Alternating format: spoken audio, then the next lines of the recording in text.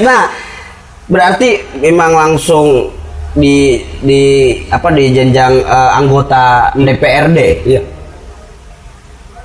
Setelah itu jadi apa lagi? Aku itu masuk itu langsung jadi ketua DPRD. Oh, langsung masuk jadi ketua langsung. Siapa ketua? Siap, permisi ketua. Perintah.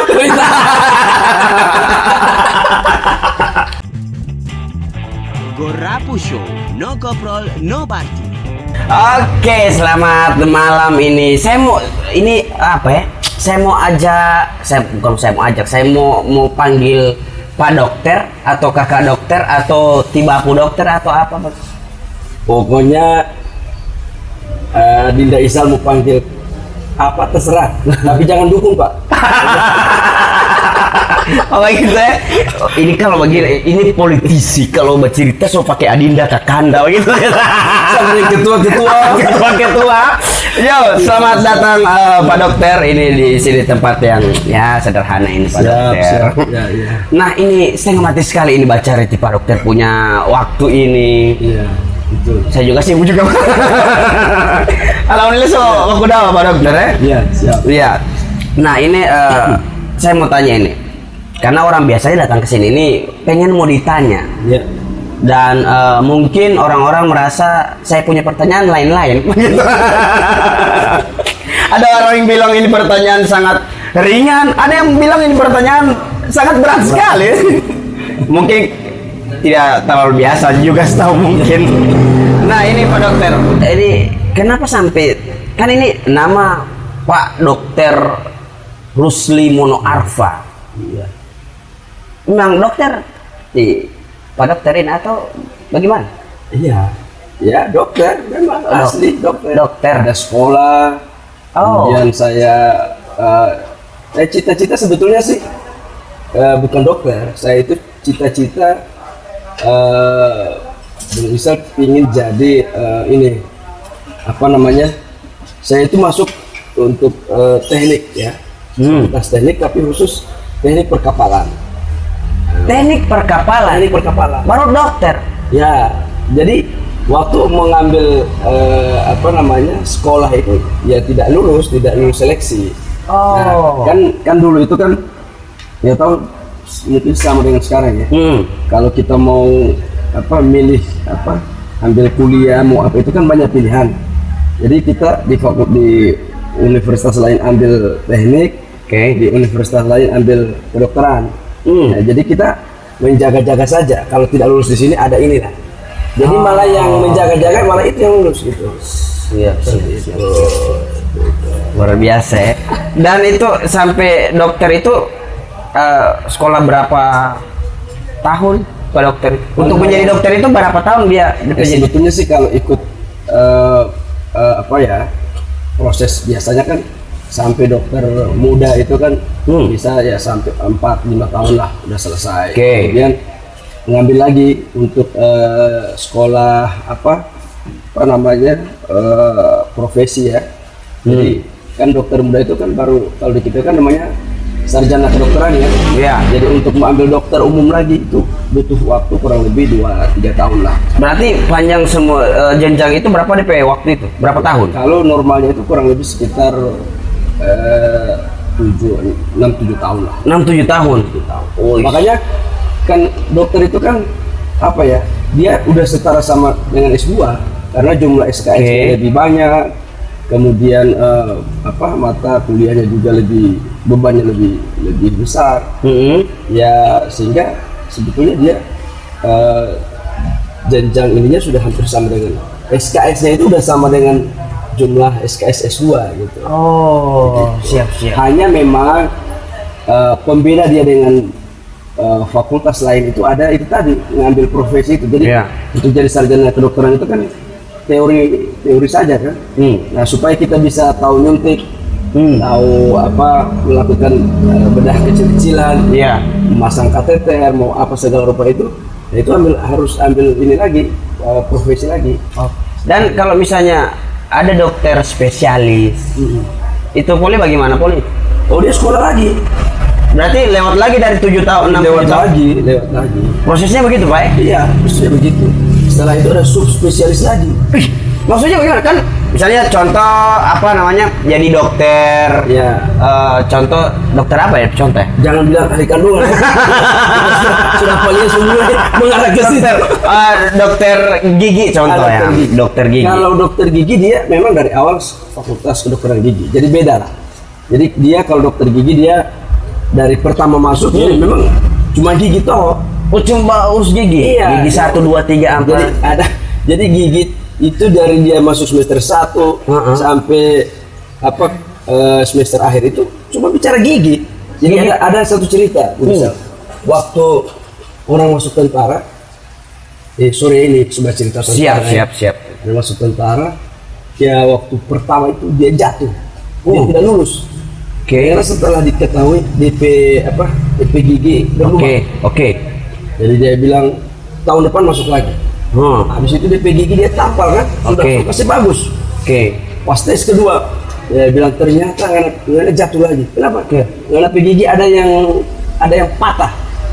Aduh, dia kecewa. Udah tahun depan ada masuk lagi. Dia suka kasih bagus DP gigi. Tahun ketiga, ada gigi yang bengkok tes sedikit. Dia bilang pada komandan dia bilang begini, saya jatuh lagi. Udah, kamu jatuh lagi. Baru ya sudah tidak lulus, masih ada. Saya suruh berhenti Pak, saya so ikhlas tidak mau lagi masuk tentara. Baru ya sudah, cuma gitu. Cuman ada satu yang saya mau tanya komandan, apa ini kalau kita orang jadi tentara mau perang atau baku gigi? Oh jadi di situ dia masalah ya? Dia pertanyakan di Komdan ini ya? Pertanyakan pada komandan. Jadi ini mau baperan atau baku gigi? Kalau pas orang jadi biasa. Dia apa kan mau jadi tentara itu? Ya bukan gigi yang jadi masalah. Iya.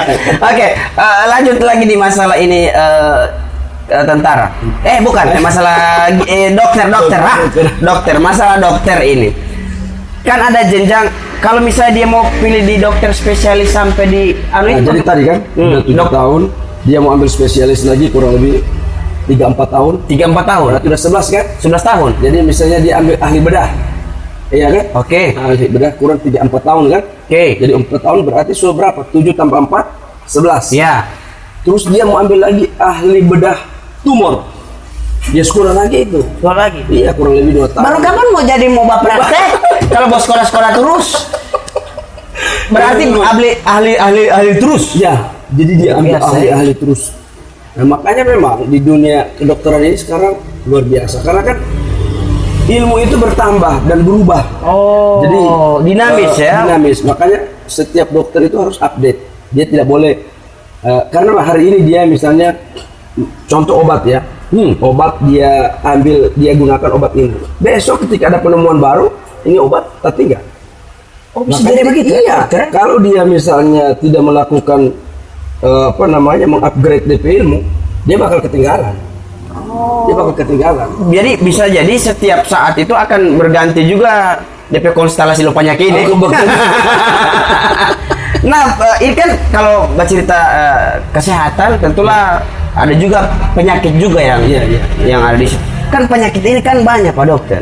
Ada penyakit jantung, penyakit kulit, gitu. Sampai juga ada penyakit popoji juga. Nah, ada tidak yang dokter spesialis untuk penyakit popoji ini? Iya, sakit popoji ini ada tidak yang? Jadi gini, kalau bicara penyakit ini kan ya masing-masing ada spesialisasinya kan. Tapi kalau penyakit popoji ini ya ini kan berhubungan dengan soal pendapatan, kemudian soal kehidupan yang dia stres. Ya bisa juga karena itu bisa jadi pencetus, itu bisa jadi penyebab. Jadi kan faktor penyebab. Jadi sakit itu adalah akibat. Sebentar. Sakit itu adalah akibat. Tentulah ada sebabnya. Ada sebab. Maka sebab itu tadi termasuk di popoji itu ada masalah keluarga, pekerjaan, popoji. Jadi ekonomi ya. Jadi yang bisa bilang tadi itu masuk penyebab dan menyebabkan orang sakit. Serius.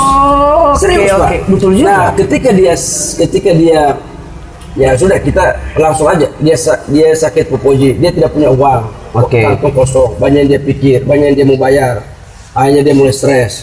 Gara-gara stres, DP adrenalin naik, adrenalin naik, DP tensi naik, tensi naik, pak jantung mulai berpacu kuat, kemudian mulai keringatan, jantung berpacu. Kalau dia ada terjadi ada penyumbatan, dia bisa sesak napas, sesak napas, jantung bisa. jantung. Jadi jangan sepele dengan begitu. Penyakit Popoji itu. Penyakit Popoji itu. Saya itu. Aduh itu. Berarti belum sakit. Serius. Nah ini Ya. Pak Dokter, setelah ikuti jenjang pendidikan kedokteran, kapan sih Pak Dokter praktek? Baru spesialisnya apa? Saya ini setelah selesai, saya ambil namanya PTT dulu, pegawai tidak tetap. PTT ya, oke. Itu di puskes. Saya di puskes. Jadi saya ya jadi dokter puskesmas, dokter umum lah, puskesmas. Saya kemudian mengabdi. Tapi pada saat saya mengabdi itu saya juga mengabdi di apa namanya di rumah sakit tentara. Rumah sakit tentara saya pernah ditugaskan di inilah istilah kalau di BKO kan begitu lah. Pokoknya iya. BKO itu dokter itu bantu di situ. Kemudian saya di beberapa rumah sakit. Tapi itu tidak lama karena setelah saya saya masuk PNS, setelah masuk PNS tidak lama saya masuk PNS, saya pernah jadi PNS. Pernah jadi PNS? Okay. Kemudian ya tidak lama setelah itu saya diajak lah untuk ikut berpolitik. Jadi kenapa?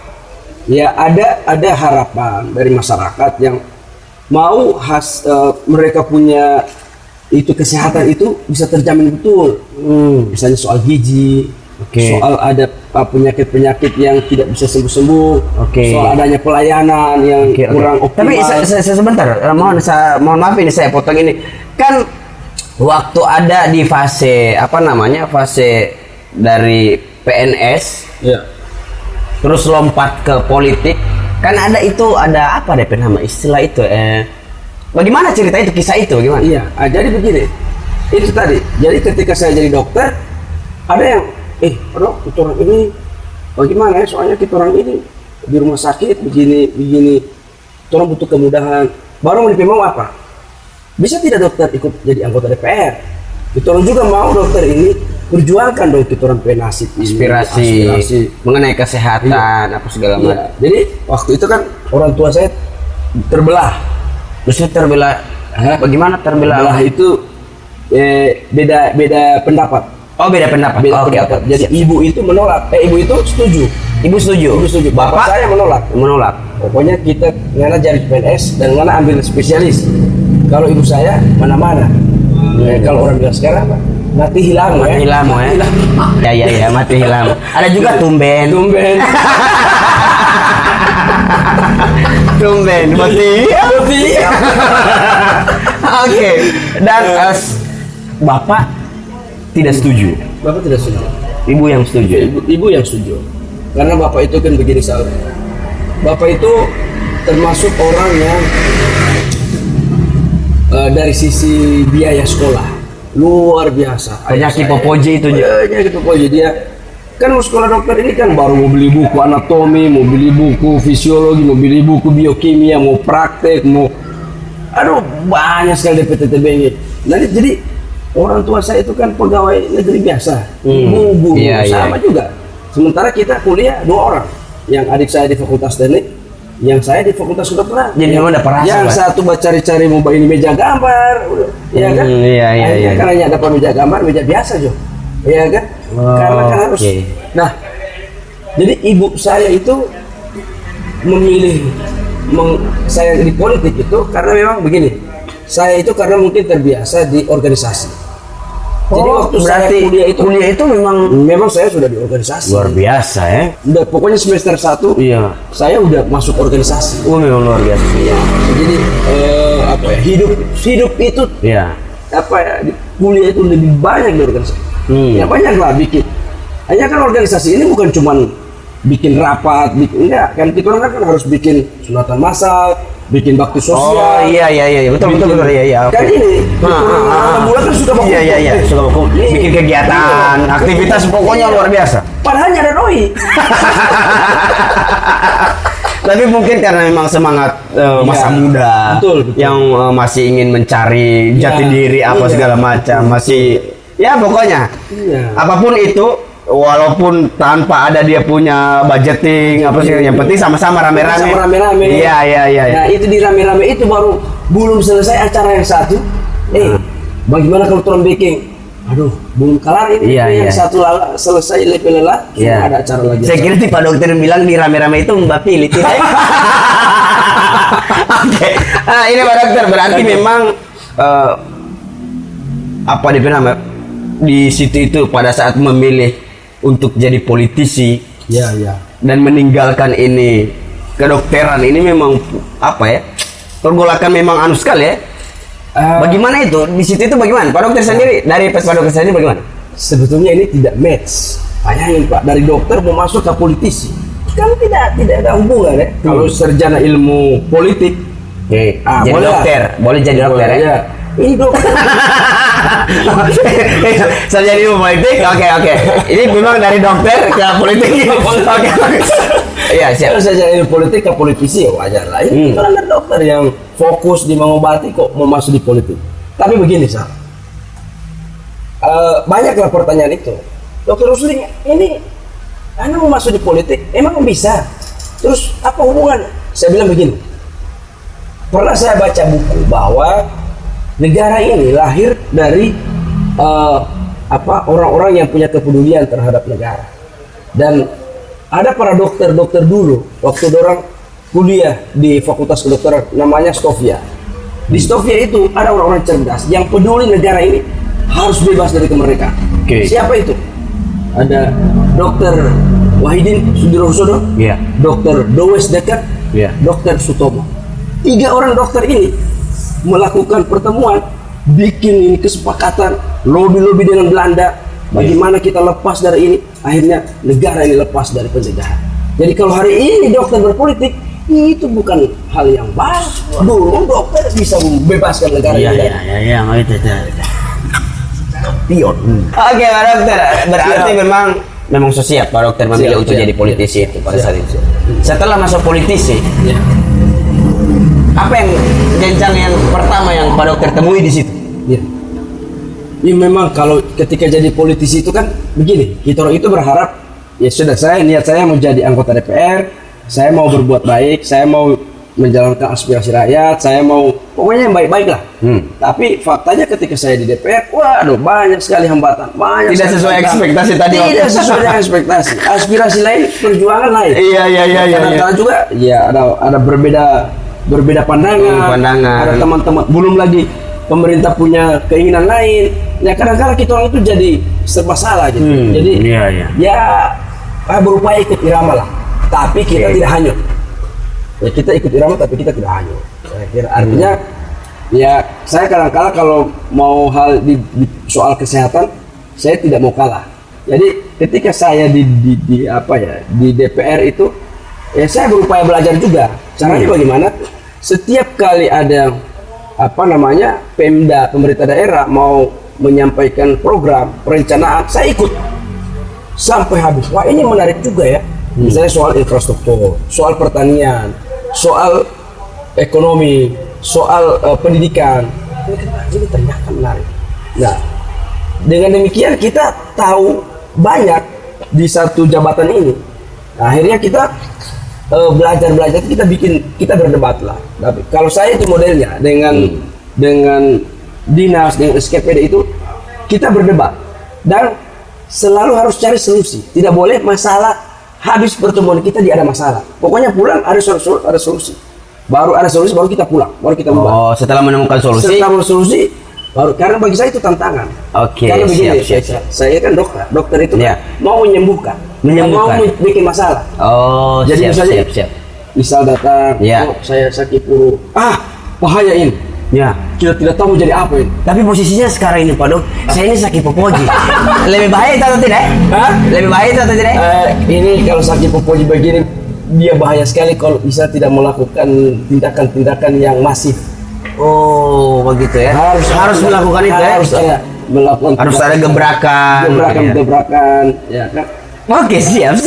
Nah, Berarti memang langsung di jenjang anggota DPRD. Iya. Setelah itu jadi apa lagi? Aku itu masuk itu langsung jadi ketua DPRD. Oh, langsung masuk jadi ketua langsung. Siapa ketua? Siap, permisi ketua. Perintah. Oke, ketua DPR. Ini menarik ini Pak Dokter. Siap. Kan ini ketua DPR. Iya. Artinya memimpin semua anggota DPR. Iya. DPRD ya Iya, di skala kabupaten. Kabupaten, Ya? betul. Dengan berbagai macam partai yang ada di situ. Iya. Dan berbagai macam kepentingan yang Betul. ada di situ. Iya. Masih Kan baru. Masih baru. Umur saya 32 tahun waktu itu. Kampion. 32 tahun. 32 tahun waktu itu. Kan ini punya banyak kepentingan. Bagaimana itu mau atur itu? Jadi memang saya harus pertama tidak boleh panik. Satu. Oke. Yang kedua tidak boleh melawan. Maksudnya melawan ini ketika ada orang yang menyampaikan, ya kita harus akomodatif, tidak boleh. Oke. Sekalipun itu tidak bersesuaian dengan kita orang keinginan. Tapi kan ini pemimpin. Ini kan pemimpin. Iya. Ya kan. Yang ketiga adalah bahwa saya harus menguasai masalah Dari semua. Makanya Pak Isal, saya pertama saja jadi ketua DPR itu saya harus bingung mau lakukan apa. Ternyata saya mendapat ilham, harus kuasai dulu masalah. Karena begini Pak, ini yang saya pimpin orang yang sudah berperiode-periode Pak. Iya. Saya baru, umur saya lagi. Kemudian Iya. nah, olehnya saya harus hargai, saya harus hormat. Tidak boleh memperlihatkan karena kita sebagai ketua DPR, kemudian kita merasa diri paling pintar, merasa diri paling hebat. Nggak bisa. Tidak boleh pakai begitu. Tidak boleh. Lebih baik diam daripada kita menunjukkan sesuatu dan itu malah akan jadi hantaman balik buat kita. Sebaiknya kita berlaku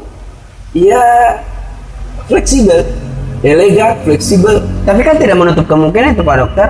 Ya, Kita ini sebagai manusia kan punya keterbatasan juga. betul. Kan tidak mungkin semua Pak Dokter tampung juga dan Iya. Pak Dokter kan tadi Pak Dokter bilang Iya. tidak boleh selesai atau pulang Iya. sebelum mendapatkan solusi. Betul. Nah, bagaimana kalau tidak ada solusi pada saat itu dengan berbagai macam kepentingan yang harus Pak Dokter mau selesaikan juga sebagai pimpinan? Ya. Jadi begini, kan ada modal sebagai orang organisasi. Saya berupaya mendistribusi masalah. Jadi berarti iya, dibagi-bagi. dibagi-bagi. Kan di DPR itu kan ada komisi-komisi, kesehatan, siap. komisi perdagangan, komisi pertanian, komisi ini. Dia bagi-bagi. Ini masalah ini ada masukan dari para nelayan, orang mau begini. Ini komisi ini. Yang kedua kita juga punya tim. Ada pernah Iya. itu tim saya. Ini produk distribusi begini. Oke, Jadi oke. dari dulu saya udah punya tim yang memberikan masukan, yang memberikan arahan, ide. Jadi gitu. Sehingga saya lebih mudah bekerja untuk menguasai dan tim saya ini berupaya untuk memberikan masukan yang sifatnya tadi solusi tadi. Siap. Dibantu oleh tim juga nih dalam ide. Siap. Nah, sekarang Pak Dokter di politik berapa lama itu Pak Dokter? 5 tahun saya jadi ketua DPR, kemudian 5 tahun saya jadi anggota DPR provinsi. Berarti satu periode di DPRD kabupaten, satu periode di provinsi. di provinsi. Gitu. Ketua juga bukan? Ketua badan legislasi. Ketua badan, bedanya apa lagi? Bedanya itu kalau badan legislasi yang bikin aturan. Misalnya dilarang buang sampah. Tapi tetap ketua. Siapa ketua? Kenapa banyak sekali ini ketua ini ya? Walaupun ada istilah itu dulu waktu saya juga masih kuliah. Sampai orang kan sementara ada rapat dengan bisa dibilang satu organ begitu, organisasi. Nah, ini sudah mau dibagi ini jabatan. Maksudnya ente suka jadi apa, ente suka jadi apa. Pas itu pada saat itu tinggal ini yang satu orang ini yang belum kebagian jabatan ini. Langsung saya bilang kalau boleh dia wakil ketua anggota 2. Jadi wakil ketua lo anggota yang kedua. Jauh nalio. Nah, ini Pak Dokter. Sekarang Pak Dokter so masuk ke jenjang yang lebih gairah luar biasa sekali, punya gairah yang sangat luar biasa dan punya arus yang saya so tidak sampai kepikiran kalau misalnya saya mau sampai di titik itu. Iya. Gimana itu deh, calon bupati mencalonkan diri. Iya. Harus begitu titik terakhirnya, titik capaiannya itu harus seperti itu kah di politik atau bagaimana? Memang begini, Sa. Mau jadi calon bupati, mau jadi bupati atau wakil bupati atau apapun itu memang harus dari niat. Niat itu lahir dari kepedulian. Kepedulian itu lahir dari kita melihat fenomena. Nah, saya di politik itu banyak sekali melihat fenomena yang saya sulit mau jelaskan satu persatu karena ini bicara soal angka, bicara soal fakta, bicara soal data dan lain sebagainya. Nah, olehnya ketika mengambil jalur untuk menetapkan diri menjadi calon bupati, ya kita sudah harus siap. Siap dalam segala hal, terutama siap menjadi pemimpin yang ingin melakukan perubahan dengan tindakan-tindakan apa saja. Nah, olehnya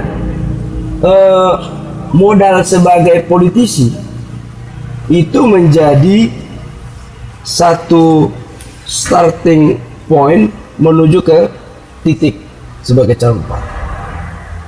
Karena begini, menjadi bupati itu adalah orang yang akan menyelesaikan masalah. Begitu banyak masalah hari ini. Ya, sekarang ya sudah dulu lah ada soal bicara soal rutinitas, infrastruktur. Ini sekarang kan lagi bertambah.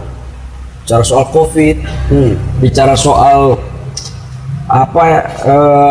pandemi, bicara soal online, belajar menggunakan daring, apa semua. Banyak hal ya. Banyak hal. Nah, seharusnya kan sebagai pemerintah berubah dong cara mindsetnya. Jangan lagi di rutinitas sana, masuk dong ke wilayah-wilayah yang tidak pernah disentuh oleh para birokrat, ya kan? Harus kita masuk situ.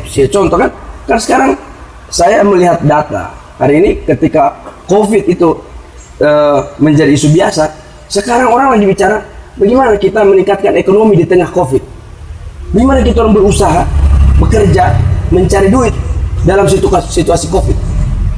Yang kita tanya, dilempar. Nah siapa yang mau bicara soal ini? Ya harus pemerintah dong. Sampai hari ini kan, ya kita lihat. Nah olehnya saya mintalah, bukan karena saya mau nyalon, siapapun yang jadi pemimpin di daerah ini, masuklah ke wilayah ini. Karena hari ini kelompok-kelompok bukan hanya milenial, seluruh orang bicara bingung Pak dia mau bikin apa, bingung dia mau cari duit, bingung dia mau cerdaskan DP anak. Nah itu modal Pak. Bagi saya modal itu menjadi pemimpin itu butuh modal modal mencari ini persoalan. Saya punya modal itu. Sehingga itu yang saya mau selesaikan. Iya, memang sudah ada jenjangnya juga di politik, masuk dari DPRD, melihat fenomena masalah yang ada di masyarakat. Luar biasa sekali. Nah ini kan lebih spesifik lagi saya mau tanya, Pak Dr. Rusli Munar Arfa ini kan calonnya di Kabupaten Bone Bolango. Yang menarik di sana apa? Di Bone Bolango itu kan begini, itu kawasan hari ini Bone Bolango sudah jadi kawasan pendidikan, ya kan? Jadi kawasan pendidikan, di sana ada UNG, di sana ada poligon, di sana ada Balai Penelitian Jagung, itu My Center, ada BPPT, macam-macam lah, LPMP. Nah, artinya apa? Bone Bolango ini punya potensi besar untuk kita kembangkan, ya kan? Itu dari salah satu sisi. Sisi yang lain, kita punya potensi alam yang luar biasa. Kita potensi hutan yang luar biasa. Ini salah tahu. Di kawasan hutan lindung yang mendunia itu ada di Bone Bolango.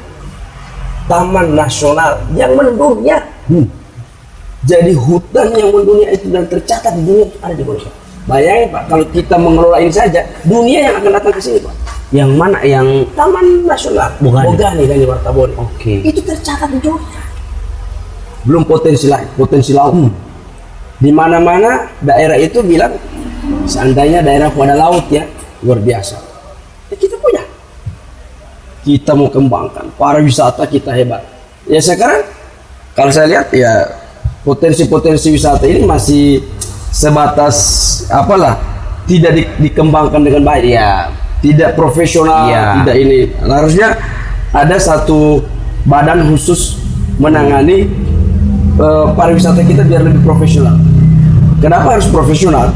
Karena ini menyangkut soal pemasaran, menyangkut soal promosi. Jadi jangan berharap satu daerah itu berkembang dengan baik kalau pariwisata kita ya pokoknya backend. Mau ada orang datang tidak mau datang itu bukan, padahal nggak bisa seperti itu kan setengah-setengah dan malah buang-buang anggaran. Oke, kita bikin dia sekaligus tapi betul-betul ada apa teratur, mulai dari promosinya, kemudian apa penyiapan infrastrukturnya, kemudian apa namanya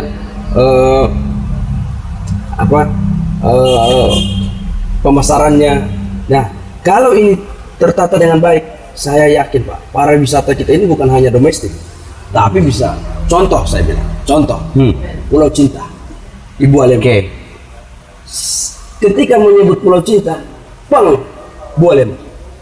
Dia tidak menyebut Gorontalo, dia tidak menyebut Bone Bolango, pokoknya dia tidak menyebut. Pokoknya boleh. Kita mau Gorontalo juga, Bone Bolango punya branding seperti itu. ada sesuatu yang bisa sampai di kancah. Ya kan, haruslah.